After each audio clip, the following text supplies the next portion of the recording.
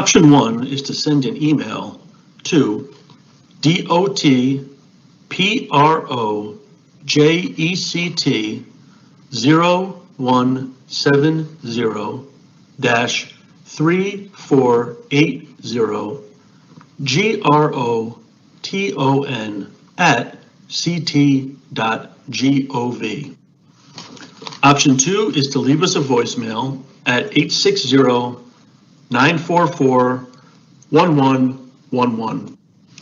The third option is to type your question directly into the live event Q&A in Microsoft Teams. You can ask a question by clicking on the little question mark.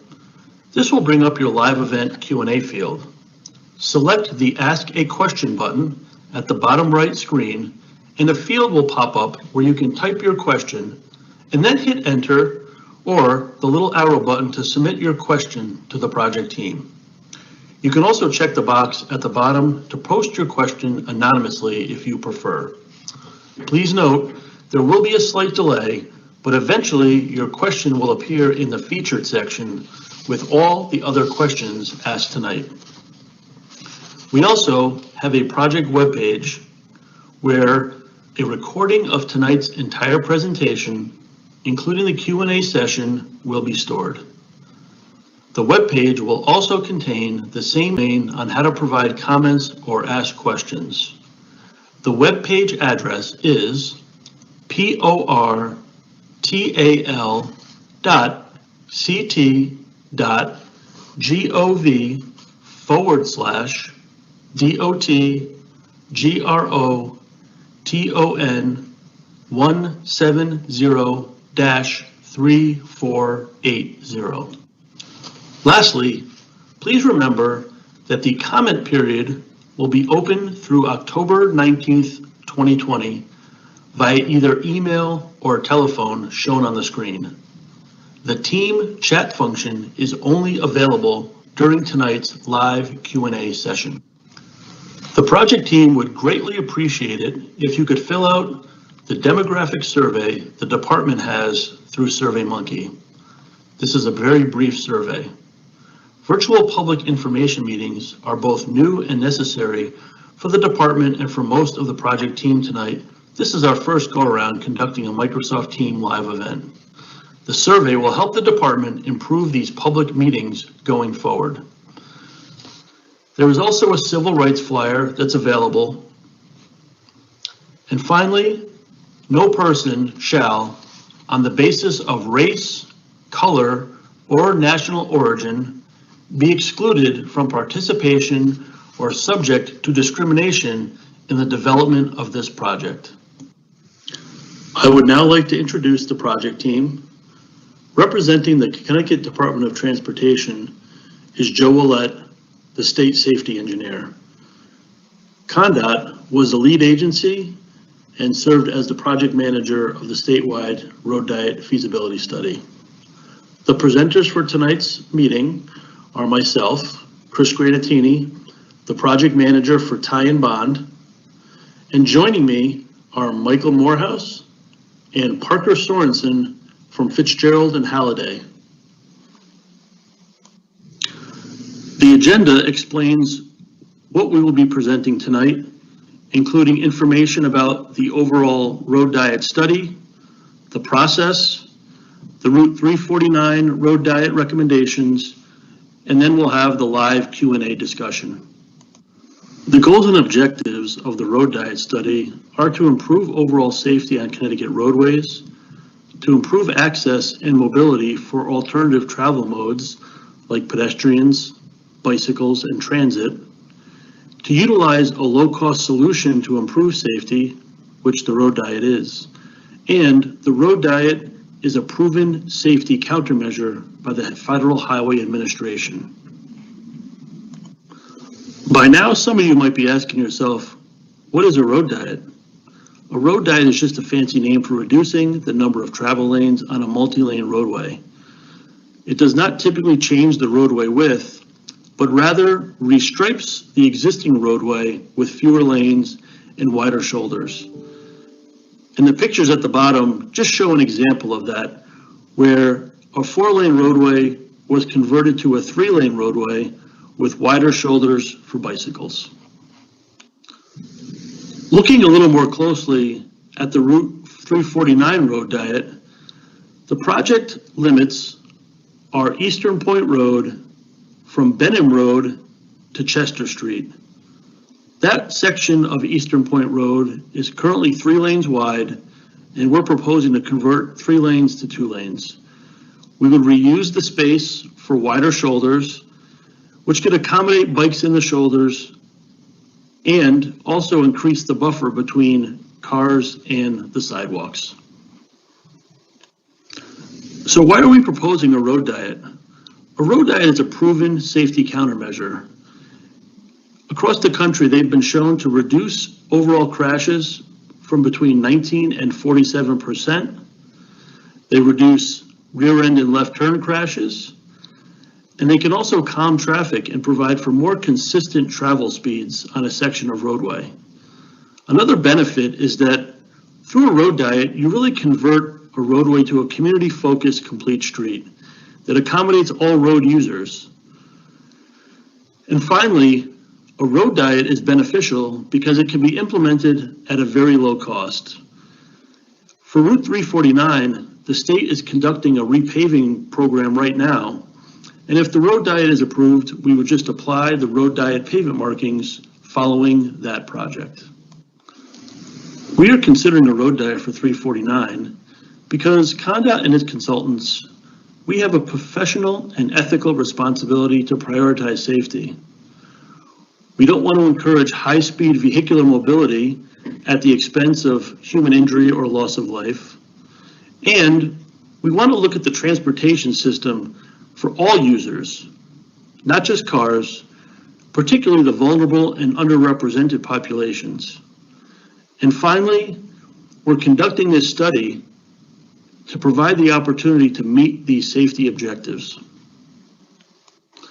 The purpose of this public information meeting is to present the community with the data, the concept plans, and the results of our study of why we believe we will make Route 349 safer and more accommodating by implementing a road diet. However, it is each community's ultimate choice to support this safety initiative, and your input is vital to this process. But first, let's go over some of the pros and cons of a road diet. I'd like to introduce Michael Morehouse from Fitzgerald and Halliday, who will take you through the next few slides. Thanks, Chris. I'm Mike Morehouse with Fitzgerald and Halliday. We're a planning firm that focuses on creating livable places, and that includes developing and designing streets that are safe, equitable, and accessible by all people. So one of the things that we do is we look at streets based on how they're used, and everybody seems to really understand the mobile uses of the streets. This is the trucks, the cars, the buses, the vehicles that move people around. Well, streets also move non-motorized traffic. People walk on streets, they bike, in neighborhoods, they play on streets. So these are really the mobile users of the street. But streets are more important than just the mobile users. They also define places. They provide accessibility to the places we live, to where we work, the institutions, our schools, our playgrounds, our places of recreation. So streets play a very, very vital role in our communities. In the transportation literature, this is a chart that's shown very often. And what it basically says is that streets all fall on this continuum from the smaller local roads where your homes are up to the busy arterials where a lot of the businesses are. And the local roads are really about all access, very little throughput. Arterials are really all about throughput. They're designed to move vehicles fast, high volumes, and collectors bridge those two and fall somewhere in the middle. But the reality is that's really not how roads work. All roads have a certain degree of access and a certain degree of throughput. And it's important to remember that because our arterial roads, which are designed to carry a lot of traffic, often have some of the highest accessibility in terms of lots of driveways to access property. What is a road diet and how can it help this condition? Well, a road diet, simply put, is the reduction in travel lanes of a particular road. In many cases, this involves converting 4 lanes down to 3 lanes. So these arterials, which typically have 2 lanes in either direction, have multiple driveways, are really often good candidates for road diets because you don't really always need all 4 lanes to carry the traffic, and you make a much safer situation by replacing one of those through lanes with a 2-way left turn lane or left turn pockets. There are many benefits to this, including safety, operations, providing amenities for bikes and pedestrians, and of course, overall livability of a place. So taking each of these benefits one by one, we start with safety, which oftentimes from an engineering perspective is our #1 motivation. 4-lane roads are inherently unsafe because of intersections that we refer to as multiple thread intersections. When vehicles are making a left-hand turn out of a driveway or a side street, they have to consider 3 lanes of moving traffic to make that movement. So a driver has to look at the 2 lanes of opposing traffic that has to be crossed, as well as the moving traffic in the lane that they want to get into. So with 4-lane roads, many times traffic is traveling at higher rates of speed, oftentimes at higher volumes. It's very difficult to find a gap in the traffic flow to cross through all 3 of these lanes without getting hit. And what that results in is increased delay for those movements. Many times the driver gets impatient, makes an aggressive move to find a gap in the flow that is unsuitable for a safe movement, and that results many times in a crash. This is a drone video of a 4-lane arterial in Connecticut, and what it's going to show you is a typical right angle collision, in this case which was avoided, but using drone video and vehicle traffic software, we can show you an example of how this works. So this black vehicle making a left into the driveway is getting let through by that traffic in the middle lane, and that outside vehicle on the curb lane saw him at the last minute, stopped, and allowed that movement to proceed in a safe manner. However, if that traffic was going faster, or if that driver was not aware, then that could have easily resulted in a right angle collision. The other thing we consider when we're talking about safety is traffic speed. And traffic speed is very important, especially as you get into communities where there's a lot more activity on the adjacent roadside, because as drivers, we can see much more of the overall space within a place if we're traveling between 10 and 50 miles per hour. Our peripheral vision is very wide. We can see our travel lanes. We can also see what's happening on the sidewalks. As speed increases, our peripheral vision diminishes. We start to focus a little bit more on what's happening on the road and a little bit less what's happening on the sidewalk. At higher speeds, this degrades even further. And then above 40 miles per hour, drivers are typically more tunnel visioned at that point. They're really focused on maintaining travel speeds in their lane, avoiding opposing traffic. But they're very oftentimes unaware of what's happening on the roadside. And this can create a very dangerous situation when there are pedestrians because it now takes much more time to react at higher speeds. Your vehicle requires more mechanical stopping force to come to a stop in a short space, and the crash risk is very, very high. And all of the studies show that a collision between a vehicle and a pedestrian many times results in a fatality above 40 miles per hour. So there's a general myth that if you go from 4 lanes to 3 lanes, you're going to cause traffic backup. And it's understandable because the math is simple. 4 minus 1 equals 3. Obviously, there's less capacity in that 3-lane section. But the reality is not all lanes really behave the same way. We really have to look at how a lane is being used. And in a 4-lane road that have a lot of driveways, the inside lanes are oftentimes used for vehicles making left turns. So a vehicle making a left turn has to wait to cross 2 lanes of traffic to get into that driveway. And what happens is other vehicles start to position themselves on the outside curbside lanes. that often results in lane utilizations of 70 to 80% of traffic in those outside lanes and 20 to 30% on the inside. So that's not a really efficient use of a lane. So by reducing the travel lane, you're able to normalize the flow in those through lanes with one lane of traffic, and then the left turning vehicles can be managed in those center lanes or in those left turn pockets. It creates a much more efficient and much safer operational condition. And the reality is intersections are often the real determining factor in capacity. When you get to a red light, you have to stop to let other vehicles make their movements. And that's what really controls the amount of throughput in a road anyway. We also have to remember that level of service, which is a measure of vehicular delay, doesn't really describe what is experienced by other users. So pedestrians, bicyclists, people that take transit, they have different performance metrics that relate to their level of comfort and ease of travel. And we have to consider all of those users, not just those behind the wheel. So oftentimes trading a little bit of capacity really could be worth it by creating a much more balanced transportation system for everyone. Now, when it comes to considering what roads are good candidates for road diets, we have these common rules of thumb, and we use overall daily volume thresholds.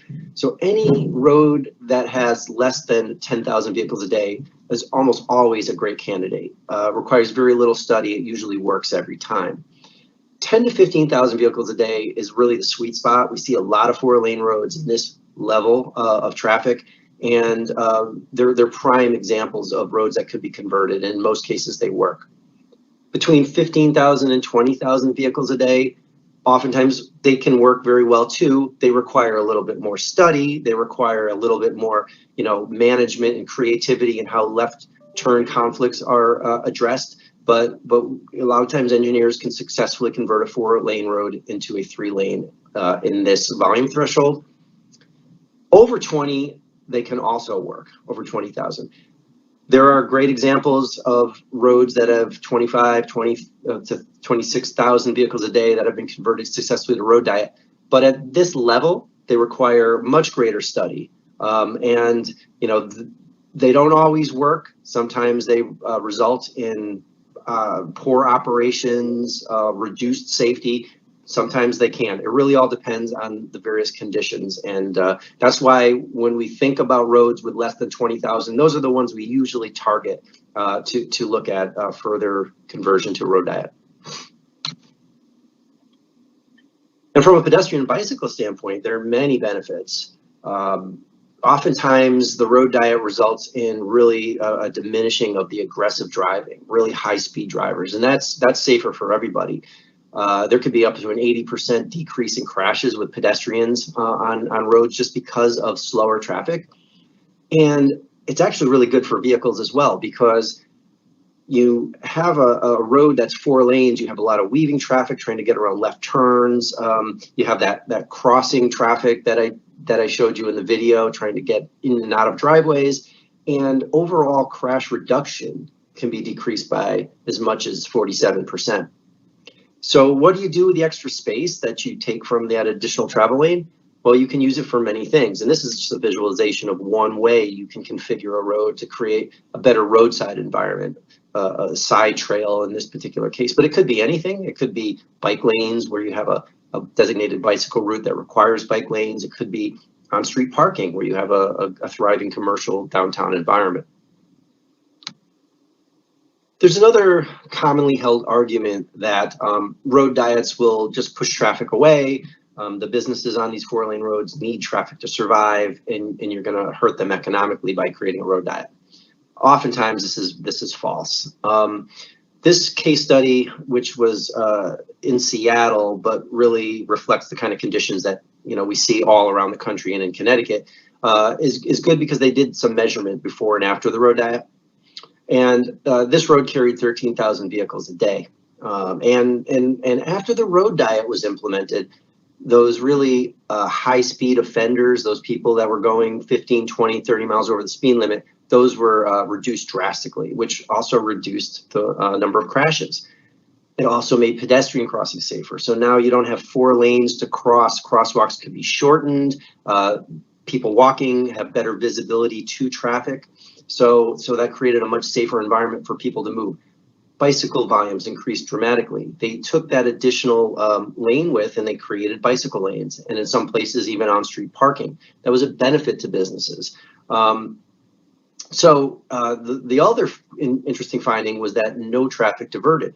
The road was still able to process 13,000 vehicles a day, and the highest levels of volume, which are typically experienced in the morning and afternoon peak hours, we call them, where all of that kind of commercial traffic is mixed in with commuter traffic, the peak hour capacity of the intersections and the road was maintained even in those really high levels of traffic use. There are also many studies that have shown that economic activity can actually be generated and stimulated by a road diet. This is an example of an entire system of road diets that was done in Indianapolis, where they took underutilized street space in the form of travel lanes and decided they wanted to create roads that were more balanced for all users. So they took those travel lanes and they made bicycle lanes and better sidewalks and landscape treatments and created a much more functional street for all users. And what that resulted in was over $300 million of new development as businesses and people wanted to live in areas where they could move around more freely that didn't have lots of high levels of high-speed traffic. So economic development can actually be really enhanced through a road diet. Are there disadvantages? Sure, there can be. And there could be increases in travel time. This is why we do a study, just to measure that. And we have to be careful not to measure it against travel time by vehicles that are speeding significantly over the speed limit, and therefore see a reduction in travel time because now they have to do a speed limit, but real decreases in travel time over a distance and based on actually the speeds that they should be driving. And then driver confusion. Sometimes this is difficult because I think people generally do understand how road diets work. They certainly understand 3-lane sections. They're all over the place. And people get into left turn pockets all the time, or they get into 2-way left turn lanes all the time and probably don't even think too much of it. But when you're converting a 4-lane road, 2-way, 3-lane, initially those who are familiar and comfortable with that 4-lane road may find it a little confusing at first, but people will adapt and ultimately we'll see this as an improvement over time. Back to you, Chris. Thanks. Thank you, Mike. And now we'll move ahead and start to talk a little bit more in detail about the Route 349 road diet. Route 349 was selected for a road diet following an extensive screening process where we looked at every multi-lane, undivided highway across the state of Connecticut and conducted a screening process to identify potential candidate segments. From there, we conducted a detailed traffic engineering study of Route 349, and then finally we developed conceptual pavement markings, which I'll show you in a little while. We used the following screening criteria to look at all the state roads and determine which ones were viable candidates. The criteria included the traffic volume on the street, the type of roadway cross-section. We wanted to look at segments that were at least a 1/4 mile in length.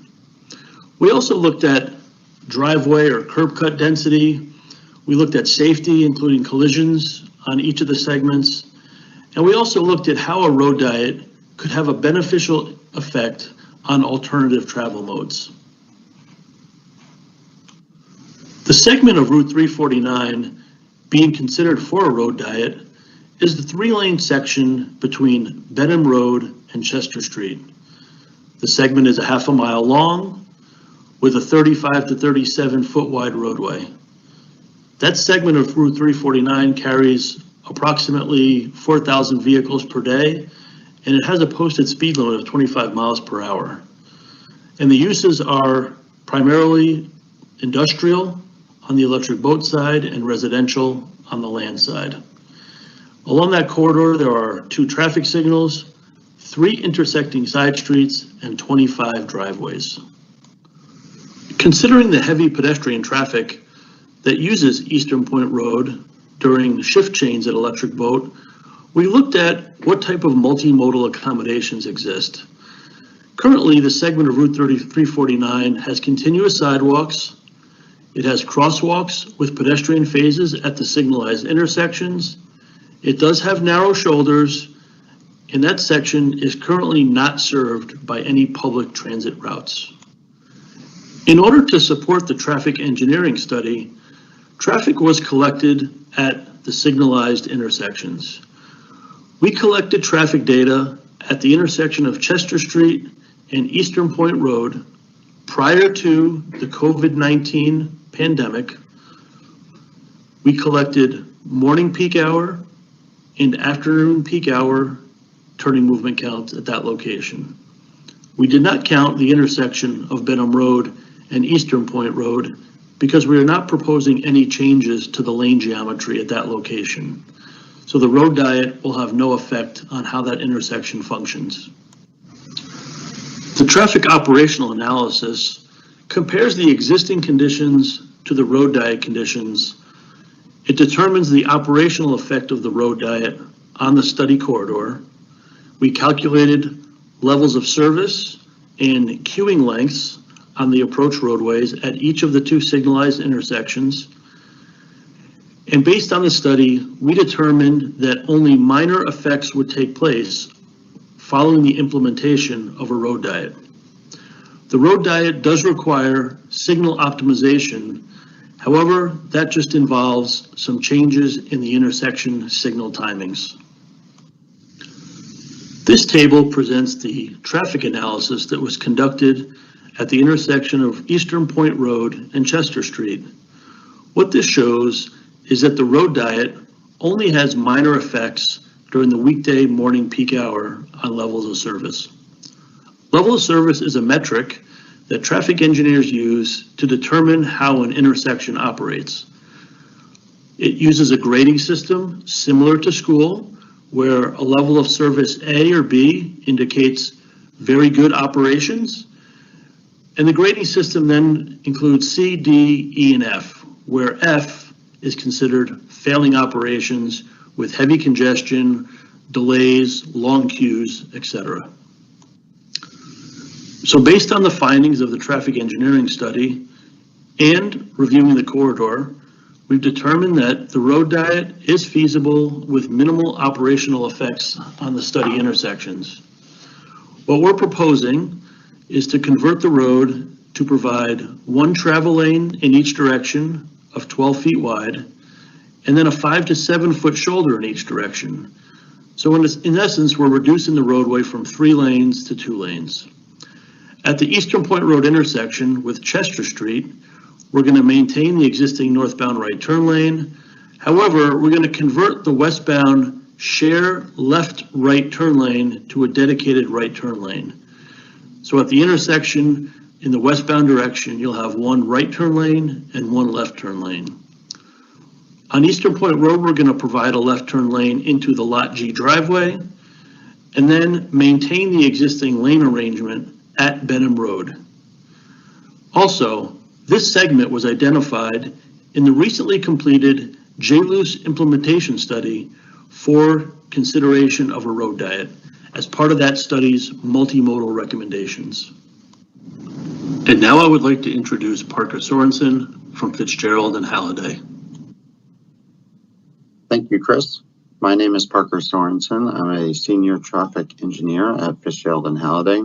I conducted the safety analysis for this corridor as well as all corridors in this project.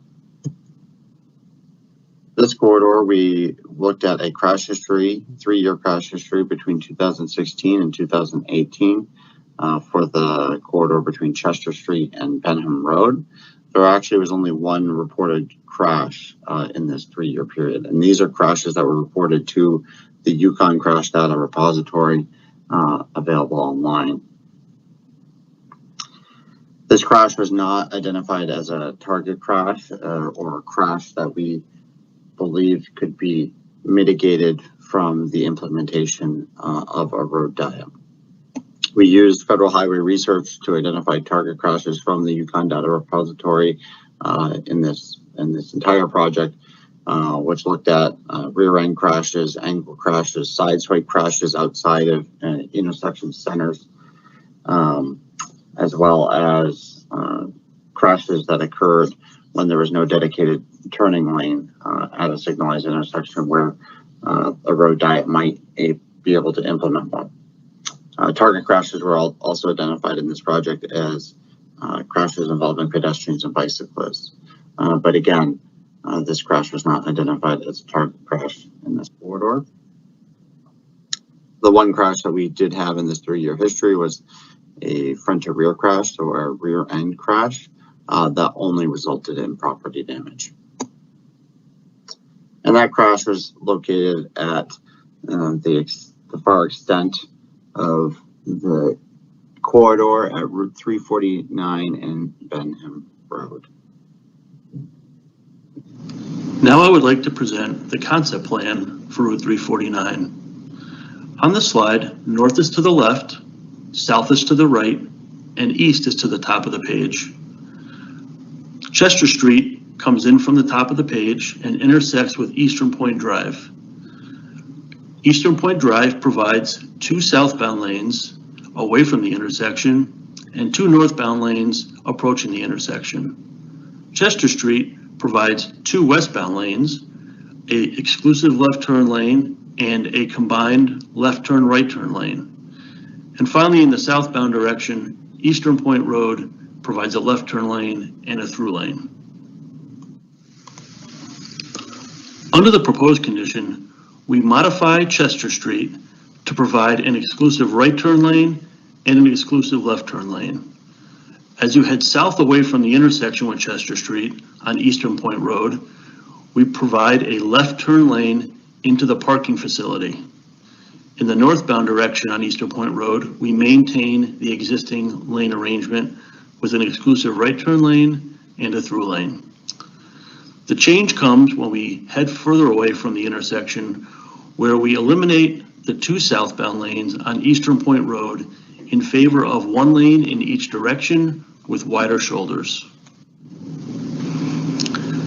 As we move to the middle portion, in the existing condition, we still maintain the 2 southbound lanes and 1 northbound lane. We continue that proposed condition where we maintain 1 lane in each direction with wide shoulders in both directions. As we approach the intersection with Benham Road, we are not proposing any changes to the lane use at the intersection.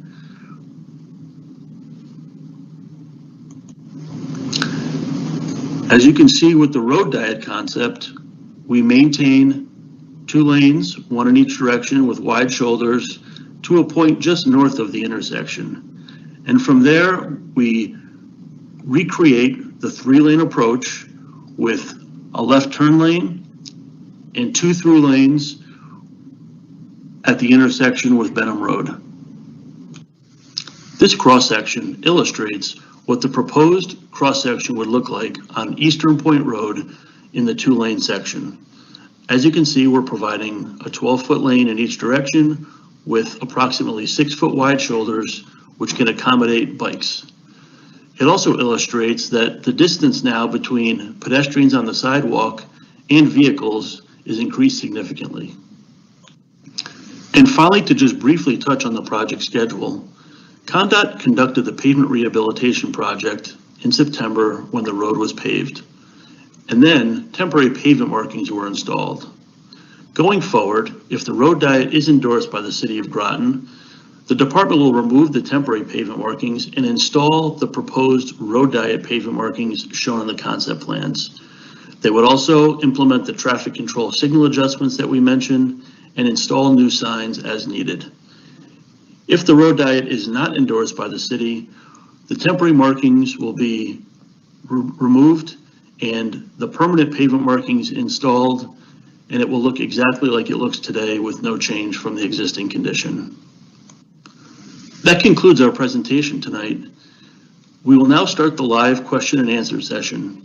You can reach the project team by using the email address, leaving a voicemail on the telephone, or typing your questions in the Microsoft Teams live event chat box. Thank you.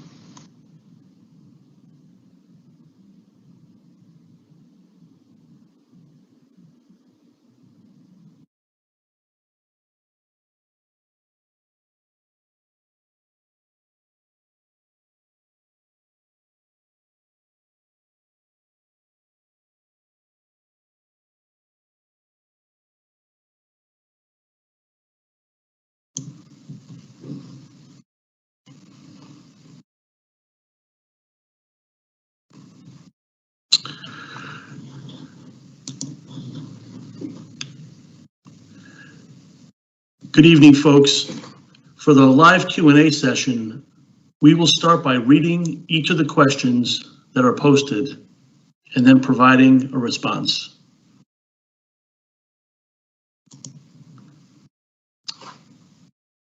The first question is from Brian Kent of Bike Groton. And the question reads, DOT's current standard for 2-lane state roads is 11-foot width. This helps slow traffic speeds as described in Joe's presentation. His examples show 10.5 and 10-foot wide lanes. Roads across the state are being restriped for 11-foot lanes. Why 12-foot lanes? The reason we're recommending 12-foot lanes for the Eastern Point Road corridor is twofold. First, the state considers having bicycles travel in shoulders adjacent to 10 or 11-foot lanes undesirable because it provides kind of a minimum of the ability to, it just creates a tight cross section. And the other part of the question is, we're seeking to provide a shoulder width that's uniform and consistent. And as the shoulders get much wider than 6 feet, it may start to encourage vehicles to park in the shoulders. And that's not something that we're trying to encourage along this section. So by using 6-foot wide shoulders, we're providing a wide enough shoulder area for bicycles to travel in, while also providing 12-foot lanes on Eastern Point Road.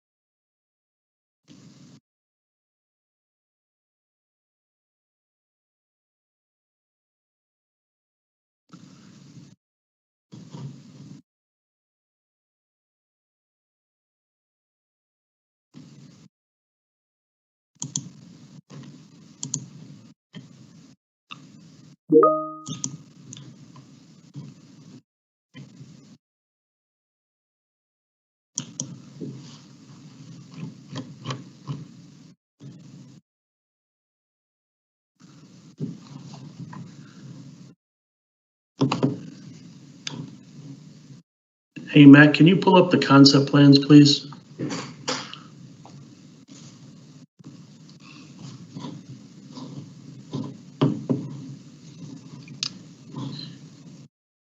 You want to give us our next question, Nick?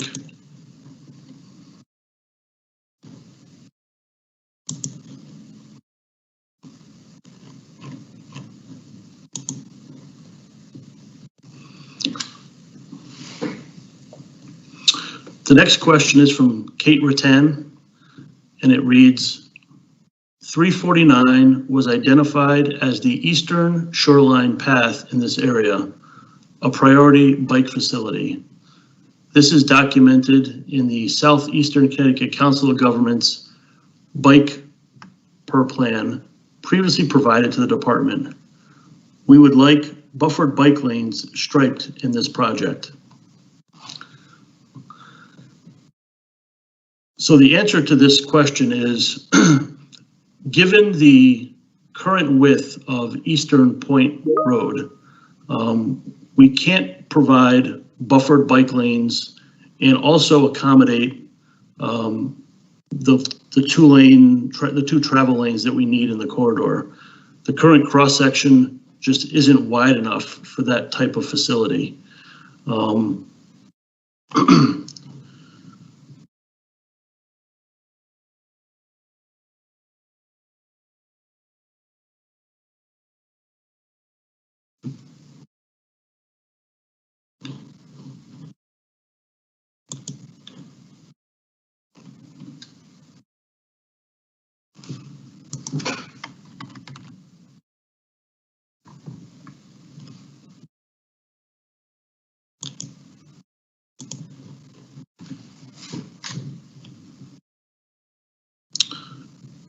The next question is from Brian Sheffer, and it reads, will the white lines be painted on the road? For some reason, the white lanes were not painted on the road just south of the project area.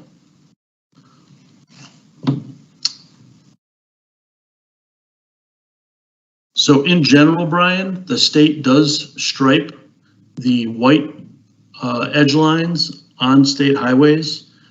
I'm not sure if you're referring to the current condition on the roadway that's out there today following the completion of the recent paving project. But in general, these roadways will have white edge lines. And currently the plan is to, as I mentioned in one of the final slides, the current plan would be if the road diet is actually endorsed by the town or the city, the state would then implement the road diet concept on, in the spring once pavement markings can be reapplied. The temporary markings that are out there today would come off, and the road diet pavement markings would then be installed on the roadway. What happens beyond the limits of this section of roadway were beyond the scope of our study. So we were, primarily focused on this segment of Route 349 under the context of a road diet study.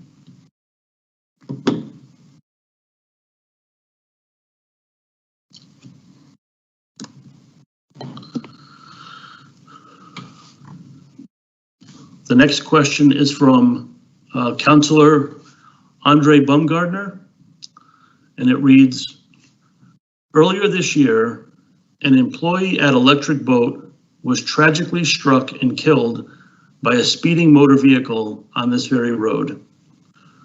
What considerations are being given to improving the Chester Street Eastern Point Road intersection to make it safer for pedestrians?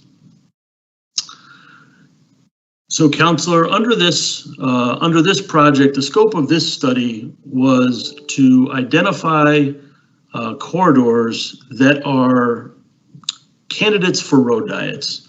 And as we've mentioned, the section of Route 349 south of the intersection with Chester Street was identified as a candidate for a road diet. Ty and Bond was also involved in the JLUIS implementation study that I mentioned. And one of the components of that study were recommendations around Electric Boat that spoke to pedestrian-focused safety improvements. So I would refer you to the JLUIS study document for the recommendations in the city that we're focusing on safety for all travel modes as a resource to see what some of the recommendations were for improving these intersections for pedestrian traffic.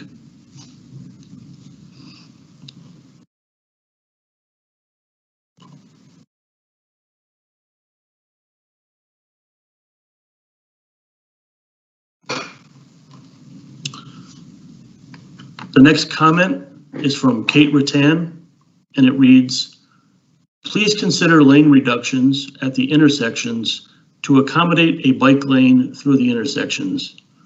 Dropped bike lanes are a poor accommodation for cyclists.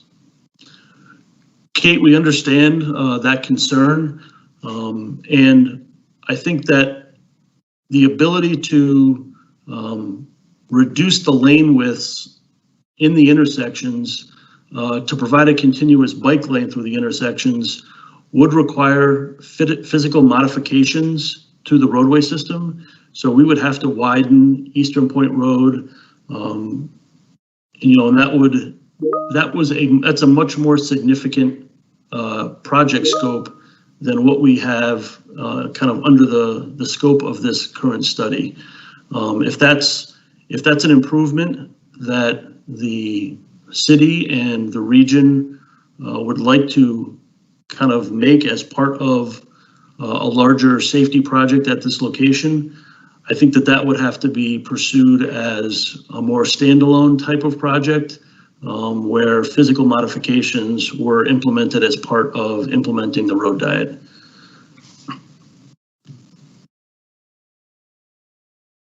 I don't know if anybody wanted to add anything to that. Okay.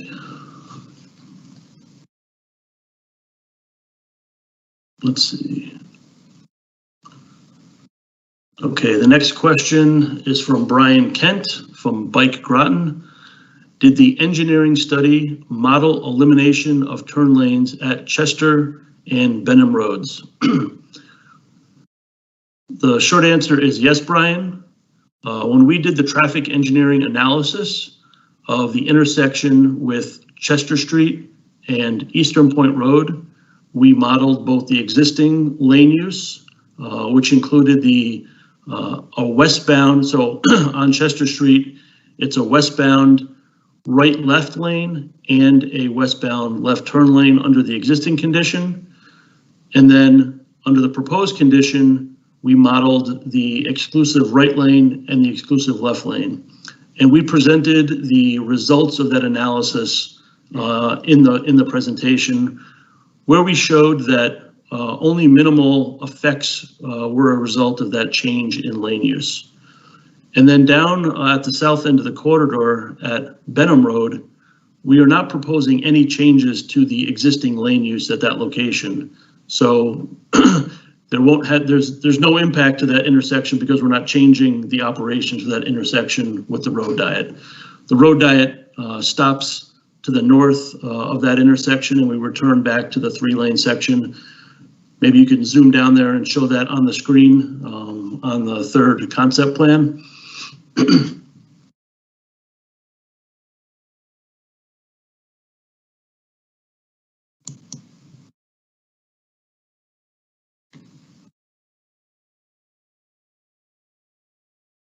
Let's see. Please add. Okay, so we have another question from Brian Kent at Bike Groton. Please add to my previous question, elimination of the right turn lanes would allow continuation of bike shoulder up to each intersection.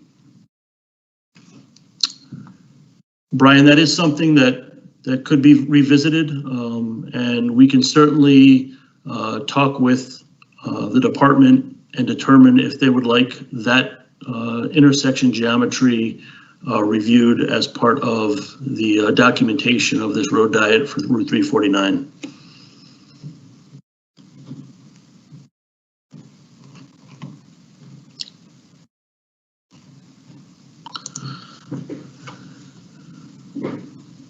We've got a comment from Brian Sheffer. Will bicycle markings be applied on the shoulders?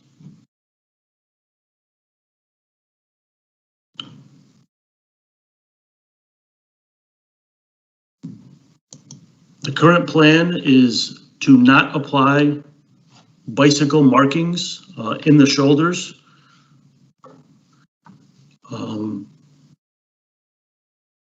The application of painted, the application of the painted bicycle markings could be a project that the city would pursue, but the city would have to take over the maintenance of the bicycle markings in the shoulder. So the painting of the bicycle markings are not something that the department would install as part of their pavement marking process, but they are something that the city could request approval to install under an encroachment permit by seeking the permission of the state.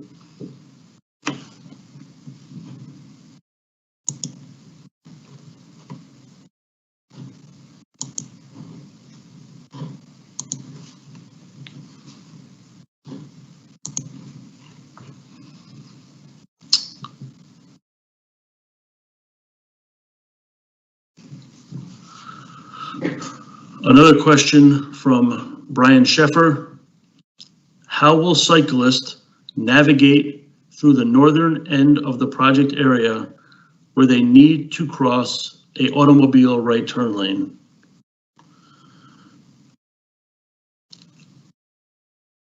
A cyclist under that scenario would have to exit the shoulder area and enter the stream of traffic to pass through the intersection. If they were to take a right turn, they could stay along the right side of the road.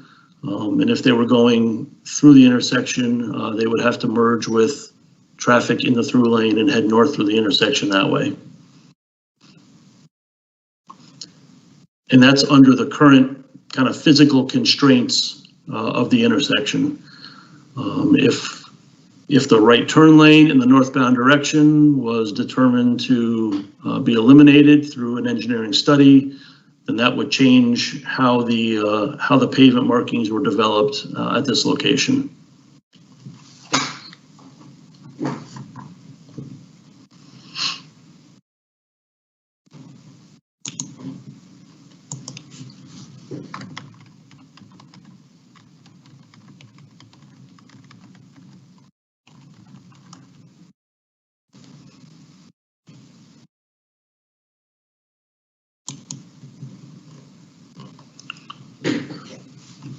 We've got another question from Councilor Andre Baumgartner. I respectfully challenge that the road is not wide enough to accommodate increased bicycle traffic.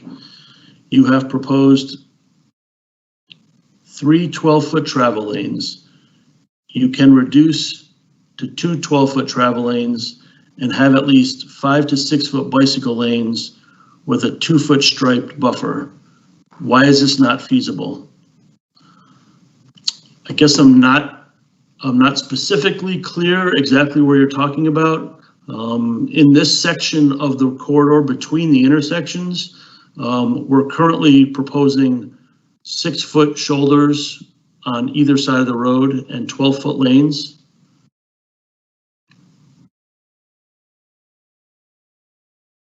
So we're eliminating the 3 lanes and going down to 2 lanes with the wider shoulders.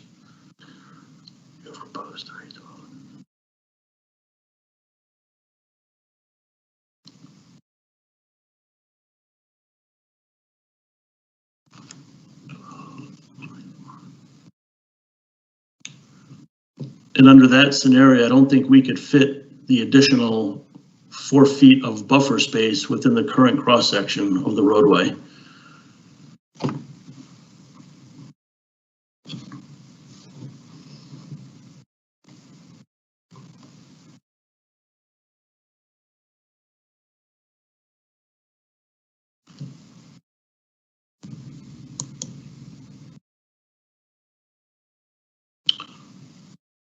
Hey, Nick, was this a transcribed question? Yeah, the counselor amended their question to say they meant 10.5 foot wide lane travel lanes.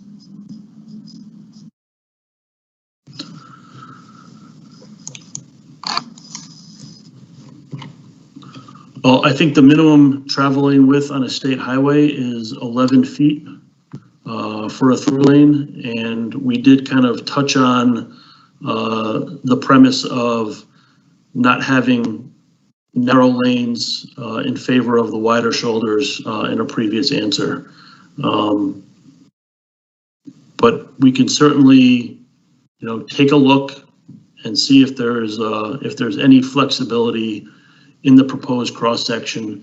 Keep in mind that this is that these drawings, while they look like design plans, they are somewhat conceptual in nature and they were developed to facilitate both the understanding of what these various corridors that are being studied could accommodate with respect to lane widths and shoulder widths, but also to essentially facilitate this type of dialogue with the community. So, we will be taking all of these comments that are focusing heavily on the shoulder widths and the accommodation of bicycles on this section of Eastern Point Road.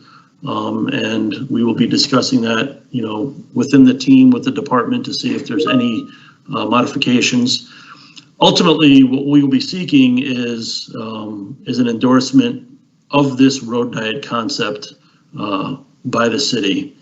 And maybe Joe, could you maybe jump in and just talk a little bit about that endorsement process, possibly?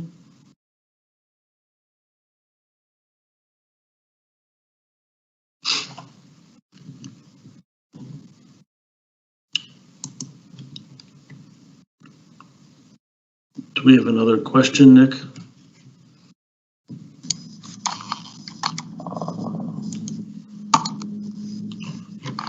Let's see.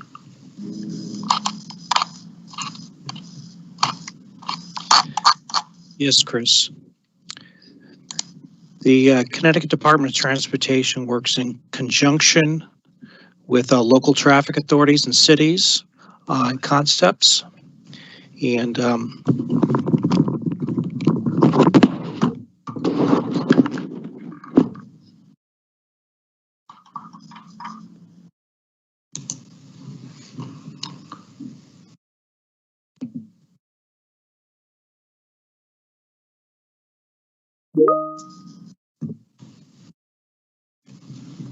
we'll jump to the next question and we'll come back to Joe.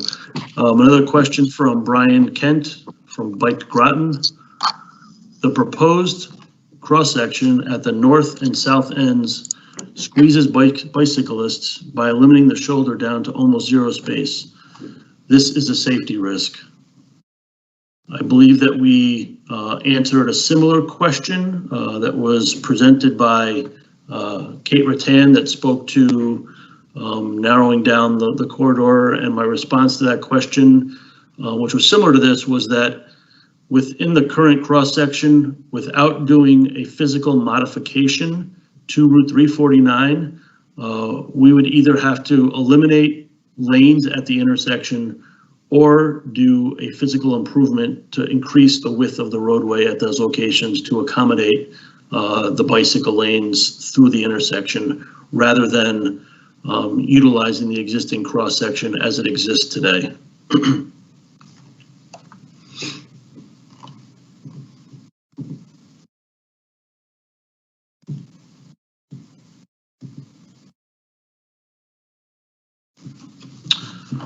Another comment from Brian Kent. 11-foot lanes would result in 7 feet each side that could be subdivided into 5-foot bike lanes and 2-foot strike buffer strips. This would discourage parking or passing.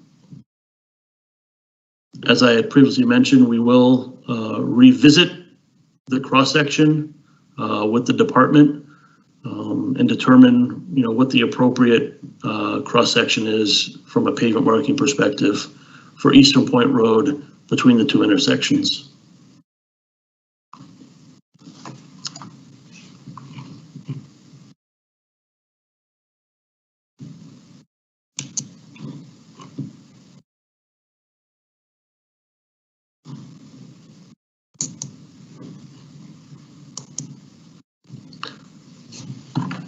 Did you want to jump back in, Joe, and answer the question about how this process works? oh, I apologize for that. I lost my communication for a moment. The Department of Transportation often works with the local officials, either local traffic authority or chief elected officials regarding projects. We seek their input, and it is very, very valuable. In this particular case, after the 2-week comment period, we're going to circle back with local officials and share the comments that were received as part of this process, as well as the ones received in email or voicemail thereafter. and talk to the city regarding what their feeling is, whether or not the department should move forward. If we do move forward, Chris, as you had indicated, we will restripe, provide the road diet as shown here. We're something similar. I understand these are concept plans. If the city decides not to move forward, the road will be returned back in its current configuration, and the road diet could always be evaluated at another time.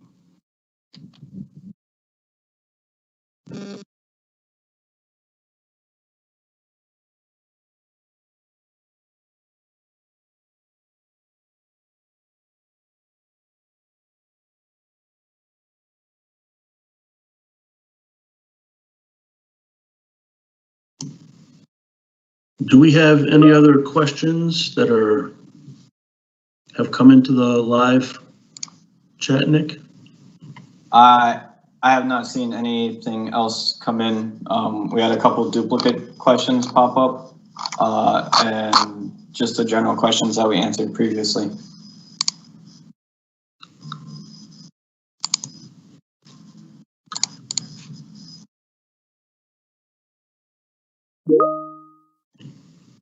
Can we post the survey information in the chat now? So once again, we just want to thank everybody that's joined us tonight. We do appreciate. Chris, we had one more quick question come in. Okay. The question from Councilor Andre Baumgartner: will some suggestions made tonight be factored into a final design decision? So as Joe just mentioned, this is a process that we are undertaking to, get feedback from the community, to understand what the goals and objectives are of the community, and to make sure that, the concept that we're advancing forward with is something that the community supports and endorses. Joe did just describe the process that's followed, including coordination with the local traffic authority. And so, as he mentioned, we've got a 2-week, question and comment period that will extend to October 19th. Once that is completed, it will give the department and the project team and the decision makers in the city the information that is needed to make a educated and informed decision with the direction of the project and how we want to move forward with this project. And from there, the department would be asking the city to either provide an endorsement or to advise them that they don't want to move forward with the road diet at this time. Ultimately, this project will be documented and consolidated into a final road diet study report, which the department will continue to look at and rely on as they repave roadways, including 349 in the future. The opportunity to revisit decisions that may not be implemented now in the future are certainly there.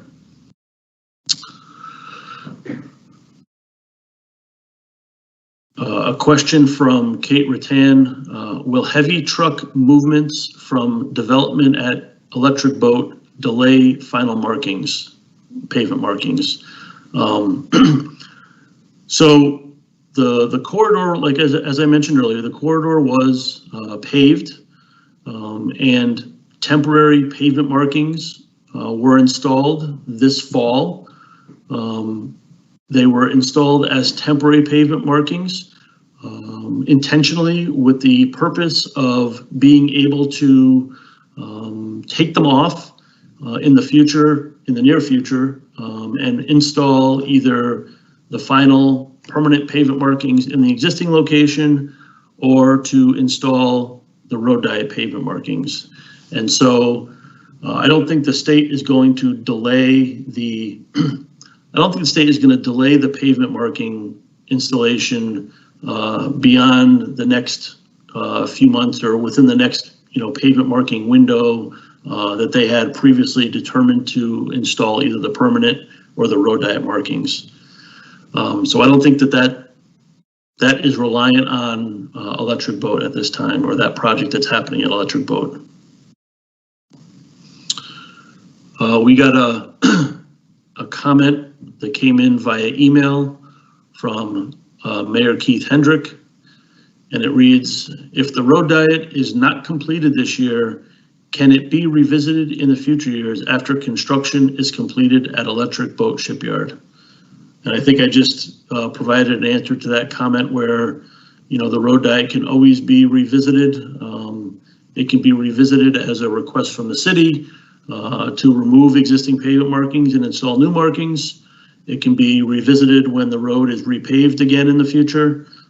So, you know, pavement markings are not permanent.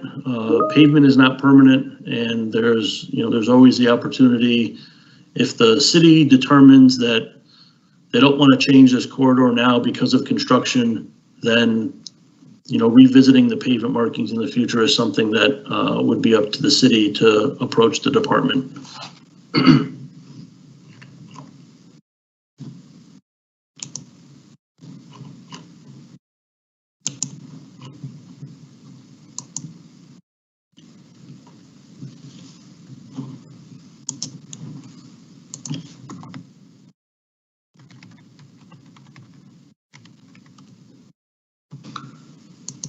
Let's see. The next question is from Brian Sheffer.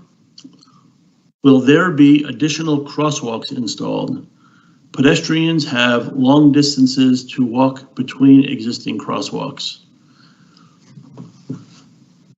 There's no current plan to install additional crosswalks between the intersections on Eastern Point Road. And consideration of adding crosswalks was not given under this project.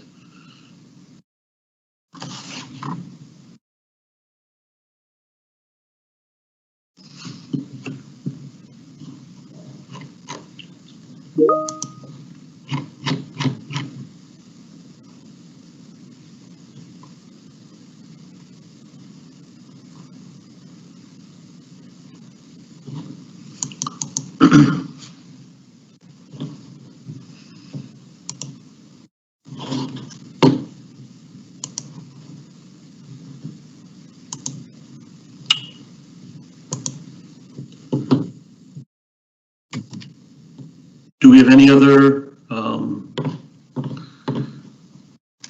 comments that have come in?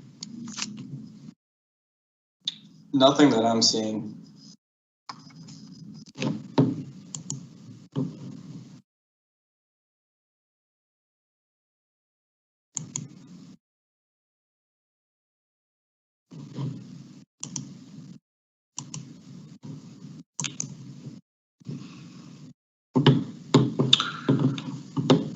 So I just wanted to take this opportunity to thank everyone for joining us and providing comments. Once again, we do have a very brief survey that we are asking public information meeting attendees to fill out. I've zoomed in on the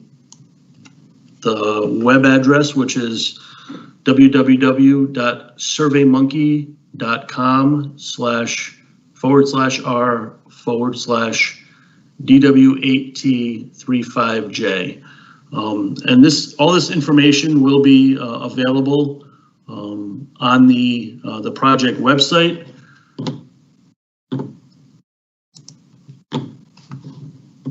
Which is once again shown on the screen right here and in the meeting notice.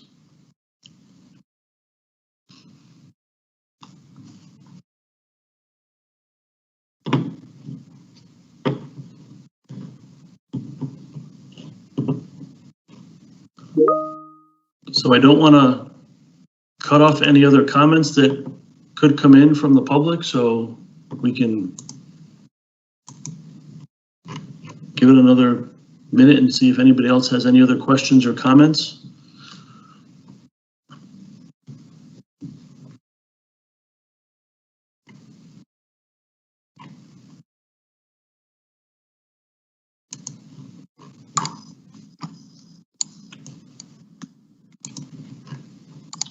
Chris, we got another email question, which I will publish now.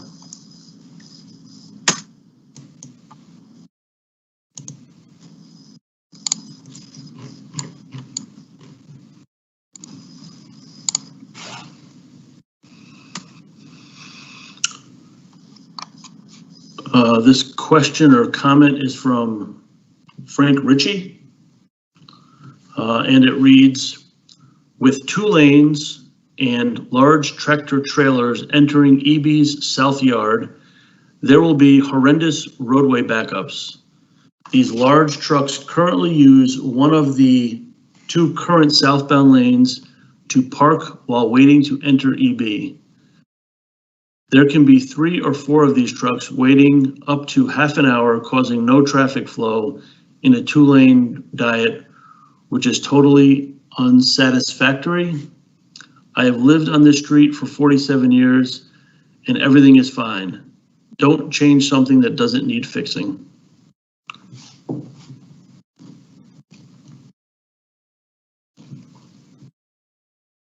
I think that's, valuable information for the department and the project team to have, and, should certainly factor into the decision-making process for this corridor.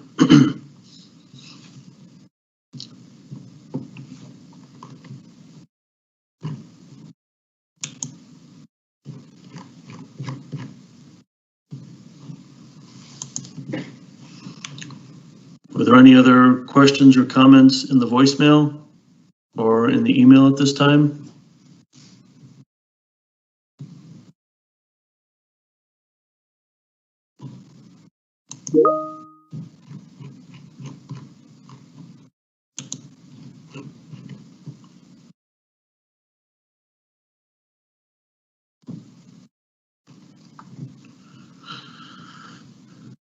Okay. Well, I think that the stream of questions has at this point stopped. So once again, thank you everybody for taking your time to join us and to provide important feedback on this project. We encourage you to take the survey if you have a chance. It's all great information for the department to collect to understand how these virtual public information meetings are being received by the community, and to help us just get better at presenting the information for these projects. And with that, we'd like to thank everybody, and we are going to end the meeting now. So everybody have a good night, and thank you once again.